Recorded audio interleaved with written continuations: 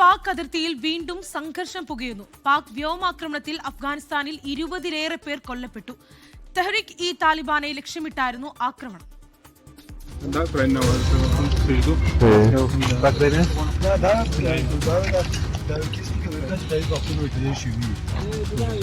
അഫ്ഗാനിസ്ഥാനിലെ അതിർത്തി മേഖലകളിലാണ് പാക് വ്യോമാക്രമണം.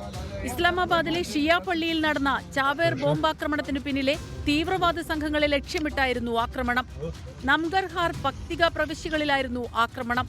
സ്ത്രീകളും കുട്ടികളും ഉൾപ്പെടെ 20-ലേറെ പേർ കൊല്ലപ്പെട്ടെന്ന് താലിബാൻ അറിയിച്ചു.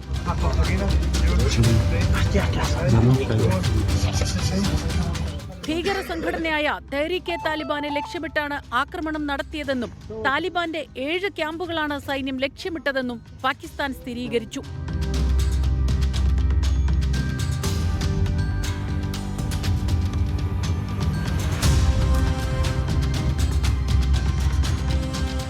കഴിഞ്ഞ ഒക്ടോബറിലും അഫ്ഗാനിസ്ഥാനിലെ തീവ്രവാദികളുടെ ഒളിത്താവളങ്ങൾ ലക്ഷ്യമിട്ട് പാകിസ്ഥാൻ വ്യോമാക്രമണം നടത്തിയിരുന്നു. തെഹ്രീക് താലിബാൻ തലവൻ നൂർവാലി മസൂദിനെ ലക്ഷ്യമിട്ടാണ് പാക് ആക്രമണമെന്നാണ് വിവരം.